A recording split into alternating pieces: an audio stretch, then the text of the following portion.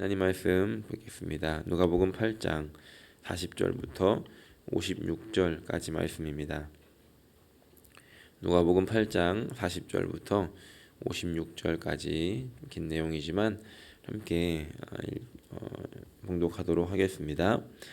예수께서 돌아오심에 무리가 환영하니 이는 다 기다렸음이로라. 이에 회당장인 야이로라 하는 사람이 와서 예수의 발 아래에 엎드려 자기 집에 오시기를 간구하니 이는 자기에게 12살 된 외딸이 있어 죽어가미로라. 예수께서 가실 때에 무리가 밀려들더라. 이에 12해를 혈루증을 앓는 중에 아무에게도 고침을 받지 못하던 여자가 예수의 뒤로 와서 그의 옷가에 손을 대니 혈루증이 즉시 그쳤더라. 예수께서 이르시되 내게 손을 댄 자가 누구냐 하시니 다 아니라 할 때에 베드로가 이르되 주여 무리가 밀려들어 미나이다. 예수께서 이르시되 내게 손을 댄 자가 있도다. 이는 내게서 능력이 나간 줄 알미로라 하신대 여자가 스스로 숨기지 못할 줄 알고 떨며 나와 엎드려 그 손 댄 이유와 곧 나은 것을 모든 사람 앞에서 말하니 예수께서 이르시되 딸아 내 믿음이 너를 구원하였으니 평안히 가라 하시더라. 아직 말씀하실 때에 회당장의 집에서 사람이 와서 말하되 당신의 딸이 죽었나이다. 선생님을 더 괴롭게 하지 마옵소서 하거늘 예수께서 들으시고 이르시되 두려워하지 말고 믿기만 하라. 그리하면 딸이 구원을 얻으리라 하시고 그 집에 이르러 베드로와 요한과 야고보와 아이의 부모 외에는 함께 들어가기를 허락하지 아니하시니라. 모든 사람이 아이를 위하여 울며 통곡하매 예수께서 이르시되 울지 말라. 죽은 것이 아니라 잔다 하시니 그들이 그 죽은 것을 아는 고로 비웃더라. 예수께서 아이의 손을 잡고 불러 이르시되 아이야 일어나라 하시니 그 영이 돌아와 아이가 곧 일어나거늘 예수께서 먹을 것을 주라 명하시니 그 부모가 놀라는지라. 예수께서 경고하사 이 일을 아무에게도 말하지 말라 하시니라. 아멘. 오늘 함께 읽은 이 말씀은 예수님의 많은 사역들 속에서 저의 개인적으로는 영화로 만들면 어떨까 하는 그런 마음이 드는 내용을 기록하고 있습니다. 오늘 말씀에 나오는 이 두 주인공은 큰 절망을 경험하게 되는 사람들입니다. 두 이야기가 기록이 되어 있는데 한 이야기 사이에 또 다른 한 이야기가 중간에 들어가 있는 그런 구조를 가지고 있습니다. 제가 영화를 찍어서 보여드리고는 싶지만 그럴 수 없으므로 오늘 말씀을 이렇게 들으실 때 마치 영화를 보듯이 머릿속으로 상상을 하시면서 말씀을 함께 나누면 좋을 것 같습니다. 예수님께서는 이 전 말씀에서 배를 타고 갈릴리 반대편에 가셔서 이 거라사 지역에서 귀신 들린 사람을 고쳐주시고 바로 돌아오십니다. 그리고 오늘 함께 읽은 말씀 40절을 보니까 이렇게 시작합니다. 예수께서 돌아오심에 무리가 환영하니 이는 다 기다렸음이로라. 예수님께서 배를 타고 가셨다가 돌아오는 그 시간, 이 시간 동안 많은 사람들이 예수님을 기다렸다는 것입니다. 여러 이유들이 있을 것입니다. 그런데 그 많은 사람들이 예수님을 기다리던 중에 특별히 예수님이 오시기를 더 누구보다 간절히 기다렸던 두 사람이 있었는데 그 두 사람이 오늘 등장하는 이 두 사람입니다. 그 중에 한 사람은 41절에 기록하고 있는 회당장인 야이로라고 하는 사람입니다. 41절에 이에 회당장인 야이로라는 사람이 와서 예수의 발 아래 엎드려 자기 집에 오시기를 간구하였다라고 기록합니다. 이 당시에 유대인들은 회당을 중심으로 모였습니다. 그리고 그곳에 모여서 함께 교제도 나누고 인도하고 또 말씀도 공부하고 안식일이 되면 그곳에 모여서 또 말씀을 듣기도 하는 오늘날의 예배당과 같은 그런 곳이 바로 회당이었습니다. 그래서 아마 동네마다 있었을 것이고 그 회당을 관리하고 담당하는 사람이 있었습니다. 그 사람이 바로 회당장입니다.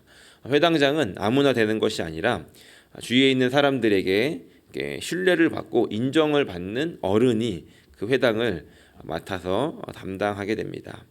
오늘 등장하는 이 야이로도 그렇게 주위에 있는 사람들에게 인정을 받고 존경을 받는 어른이었습니다. 그 사람이 지금 예수님을 찾아와서 엎드립니다. 그 이유는 42절에 보니까 자기에게 12살 된 외딸이 있어서 죽어가미러라 라고 기록합니다. 12살 된 딸이 있었고 하나밖에 없는 이 딸이 죽어가고 있었기 때문에 예수님께 나와 그 앞에 엎드리게 되더라는 겁니다. 당시에 유대인들의 문화는 결혼을 일찍 했고 또 자녀를 많이 낳는 그런 문화 속에서 이것들을 감안한다면 늦게 얻은 겨우 하나밖에 없는 이런 딸이었기 때문에 얼마나 아끼고 또 이뻐했겠습니까? 요즘 말하는 딸바보가 아마 따로 없었을 것입니다. 그렇게 이 딸이 태어나서 그 야이로에게는 기쁨이 되었고 오늘 말씀에 12살이 되었다라고 하는데 이 12살이라고 하는 나이는 유대인들에게 여자들이 성인식을 치르는 이제 여자가 되었다, 성인이 되었다라고 인정을 받는 나이라는 것이죠. 그래서 이 야이로에게는 이제 이 자기의 딸을 보면서 이제 다 키웠다.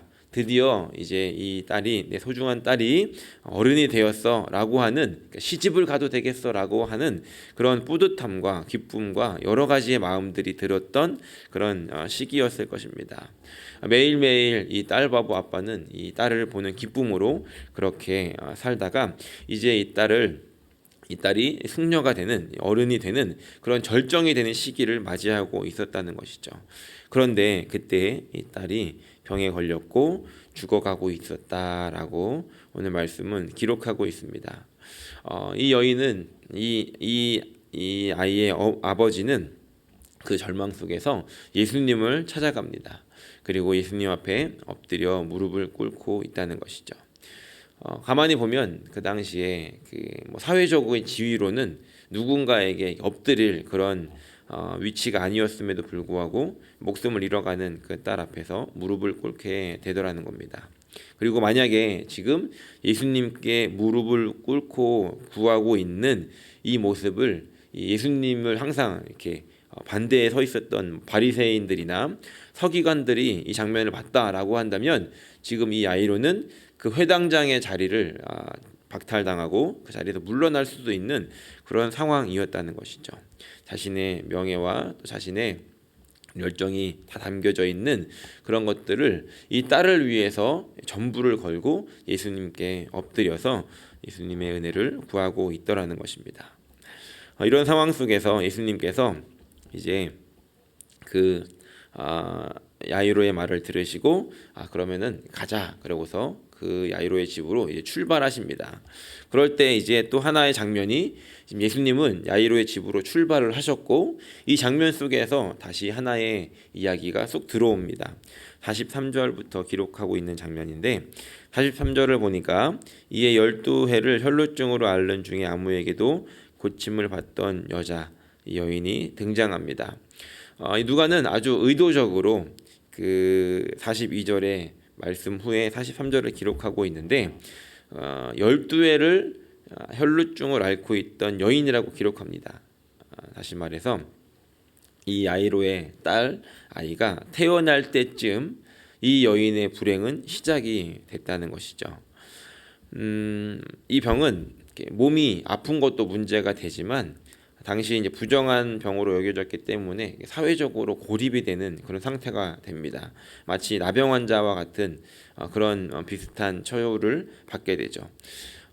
이 여인은 여러 가지가 두려웠을 것입니다. 몸도 아팠고 또 이것으로 인해서 사회적으로 고립되는 친구를 잃고 또 주위에 있는 사람들에게서 그들과 함께하지 못하는 이러한 상태가 두려웠을 것입니다. 그래서 여러 의사들을 찾아가서 돈을 많이 주고 고쳐보려 했지만 돈만 날리고 고칠 수가 없었다는 것이죠. 그렇게 12년이라는 시간이 흘러갑니다. 이 야이로와 그리고 이 여인 오늘 말씀에서는 두 가지의 공통점을 발견하게 됩니다. 첫 번째는 완벽한 절망의 상태 속에 있다는 것입니다. 다 키운 딸을 보면서 매일매일 소망을 품고 살다가 한순간에 그것들을 다 잃어버리게 된, 한순간에 나락으로 떨어진 이런 절망, 얼마나 큰 상심이 있겠습니까? 소망을 계속해서 키워가다가 한순간에 나락으로 떨어진 이 마음을 이 야이로가 가지고 있었다는 것이죠. 완벽한 절망일 것입니다. 그런데 또 하나의 절망이 있습니다. 이것은 이 여인에게 일어나는 절망입니다. 이 여인은 병에 걸렸을 때 절망을 했겠죠. 하지만 의사를 만나면서 이번에는 고칠 수 있을 거야 라고 하고 돈을 주었지만 고칠 수가 없었습니다. 그렇게 여러 의사들을 만나면서 이 여인에게는 점점 더 절망의 상태로 약간의 소망을 가졌다가 더 떨어지고 소망을 가졌다가 떨어지고 하면서 그렇게 12년의 세월을 소망을 잃은 채로 계속해서 절망의 나락으로 떨어졌다는 것입니다. 그리고 이 12라고 하는 숫자는 유대인들에게 완전함을 가지고 있는 완전수입니다. 다시 말해서 이 야이로나 이 여인이나 지금 완벽한 절망의 상태에 들어갔다 하는 것을 우리에게 보여주고 있다는 것이죠. 그리고 이 두 번째로 이 두 사람의 공통점은 이런 절망 속에서 예수님을 바라보았다는 것입니다. 예수님이 이들 곁에 계셨다는 것이죠. 이들은 절망의 상태에서 완벽한 절망의 상태에 빠져 있었지만 그 상태를 그냥 거기서 멈추지 않고 이 상태에서 헤어나오고자 다시 한번 예수님에게 소망을 두고 그리고 그 예수님께 인생을 걸고 나갔다는 것입니다. 야이로도 자신의 인생을 걸고 예수님께 엎드렸지만 이 여인도 마찬가지였습니다. 아까 말씀드렸다시피 부정한 여인이었습니다. 그래서 이 부정함을 알려야 됐습니다. 사람들에게 내가 부정하다라고 알려야 했고, 그렇지 않다라고 한다면 그냥 사람들에게 다가간다면 돌에 맞아서 죽을 수도 있는 이런 상태였지만 이 여인은 그럼에도 불구하고 이 많은 무리들을 뚫고 이 많은 무리들을 헤집고 예수님에게 나아갔다는 것입니다. 만약 예수님에게 또 가기 전에 아는 사람을 만나서 당신 그 병에 걸린 사람 아니야? 라고 이 상황이 지금 들통나게 된다면 아마 예수님에게 가기도 전에 돌에 맞아 죽을 수도 있는 그런 위험한 상황이었다는 겁니다. 이런 상황 속에서도 이 여인은 예수님에게 나아갔다는 것이죠. 우리는 여기서 한 가지를 적용할 수 있을 것 같습니다. 그것은 나는 나의 소망을 어디에 두고 있는가 하는 것입니다. 나의 소망이 어디에 있는가 하는 것입니다. 그리고 그 소망이 예수님에게 있는가를 돌아보는 아침이 되기를 소원합니다. 이러한 절망적인 상황에 있는 사람들이 과연 이 두 사람뿐이었겠습니까? 수많은 무리들이 모여 있었고 그 사람들 중에는 여러 가지 크고 작은 여러 가지의 절망의 상황 속에 있는 그런 사람들이 있었을 것입니다. 그렇게 절망 속에 사는 사람들 속에서 예수님께 소망을 두고 예수님은 하실 수 있어, 예수님은 이것을 이루실 수 있어 라고 예수님께 인생을 걸었던 두 사람이 있었고 그 두 사람은 결국 그 선택이 헛되지 않았음을 오늘 말씀을 통해서 보고 있는 것입니다. 우리 마음속에 다시 한번 우리 예수님이 나의 소망이 되심을 기억하고 나의 소망이 예수님께 있고 이 어려운 상황들, 나에게 절망을 주는 이런 상황들 속에서 우리 주님만이 이것들을 해결하실 수 있는 분이심을 믿고 그분을 붙잡고 기도하는 아침이 되시기를 예수님의 이름으로 간절히 축원합니다. 다시 말씀으로 돌아갑니다.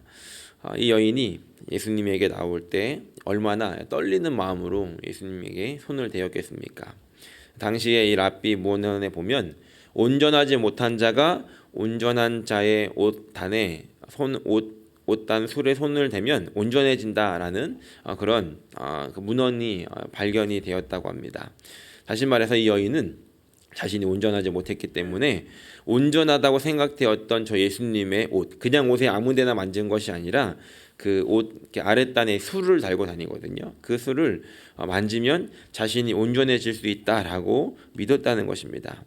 자신은 부정했지만 자신의 부정함이 예수님에게 가면 예수님이 나 때문에 부정해지는 것이 아니라 예수님의 온전함이 나를 덮어서 내가 온전해질 것이다 라고 하는 그 믿음이 있었다는 것입니다.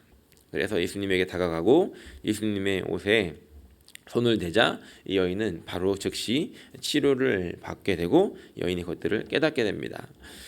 예수님이 이 과정 속에서 이 여인이 손을 대었을 때 멈춥니다.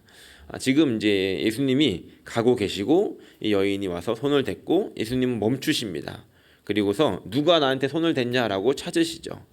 베드로는 많은 사람들이 있는데 누군지 어떻게 합니까? 라고 이야기할 때 예수님께서 내 몸에서 능력이 나갔다. 누가 손을 댔다. 라고 하시면서 그 여인을 부르십니다. 찾는 것이 아니라 부르시는 것이죠.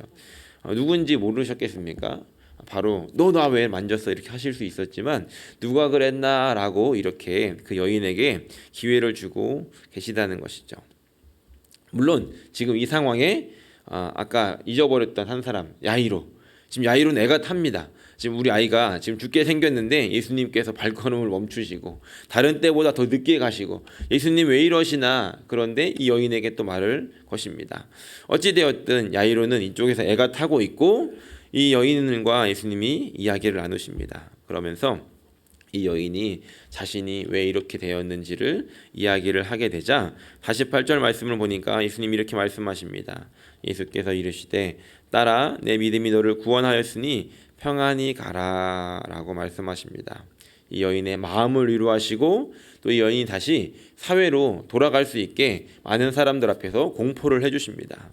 그러면서 너의 그 믿음이 너를 구원하였다. 그러니 평안히 가라 라고 말씀하십니다.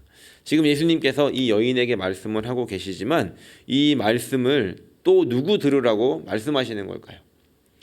너의 믿음이 지금 구원하였다라고 하는 이 말을 누구 들으라고 하시는 것이겠습니까? 그 옆에서 지금 안절부절 못하고 빨리 지금 내 딸을 살려주셔야 됩니다라고 이 안절부절하지 못하고 있을 그 야이로에게 들으라고 말씀하시는 것은 아니겠습니까? 여인을 보고 말하고 있지만 야이로야 너의 그 믿음이 너도 구원을 받을 수 있게 할 거야 라고 말씀하고 있다는 것이죠.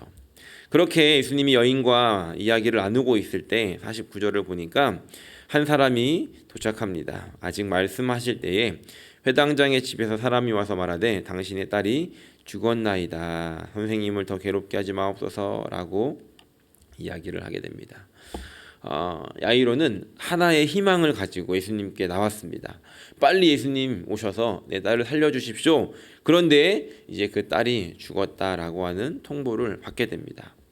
어떻게 보면 이 야이로에게 이제 완벽하게 끝났다라고 하는 그 절망의 상태로 들어가게 되었다는 것입니다. 그런데 그때 예수님께서 이제 야이로에게 고개를 돌리시고 이렇게 말씀하십니다.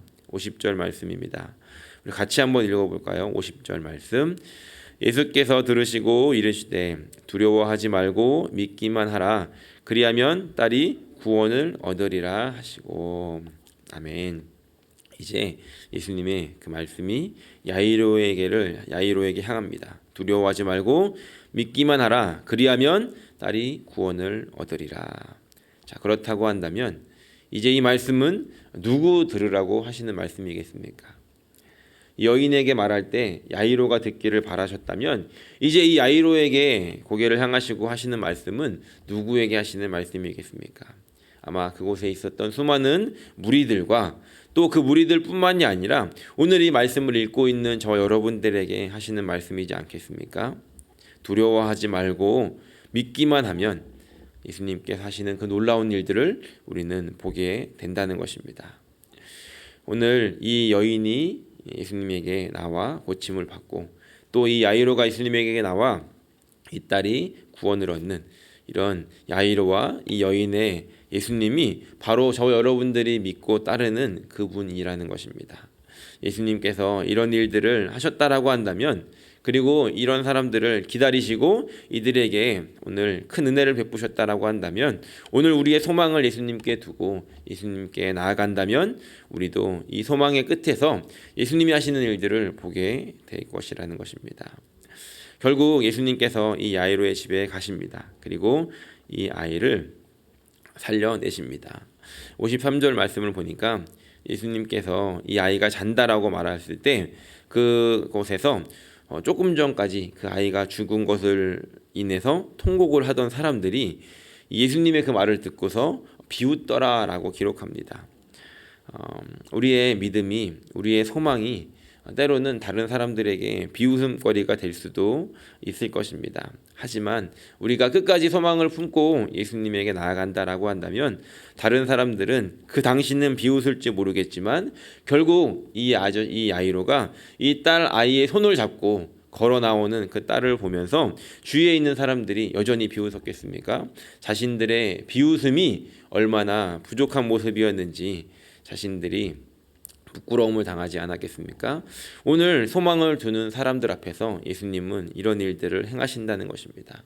우리가 소망을 두고 예수님께 기도하고 하나님을 구하는 삶을 보고 다른 사람들은 비웃을지도 모릅니다. 그것이 가능한 일인가라고 우리에게 손가락질할 수도 있다는 것입니다. 하지만 끝까지 소망을 품고 그런 절망의 상황에서도 하나님을 붙잡고 예수님을 붙잡고 살아가는 사람들에게 예수님께서는 결국에는 이 일들을 회복하시고 포기하지 않고 살아가는 사람들에게 예수님께서는 큰 은혜를 베푸셔서 더 이상 비웃음거리가 아니라 그들 앞에 하나님께 영광을 돌릴 수 있는 그런 상태로 우리를 인도해 주시더라는 것입니다. 오늘 저 여러분들의 하나님이 이런 하나님이시고 저와 오늘 여러분들이 믿고 기도하는 예수님이 이런 분이심을 기억하며 오늘 우리의 소망이 예수님께 있음을 그리고 오늘도 그 예수님께 소망을 두고 예수님께 하실 일들을 기대하며 살아갈 수 있는 저 여러분들이 되시기를 예수님의 이름으로 간절히 축원합니다.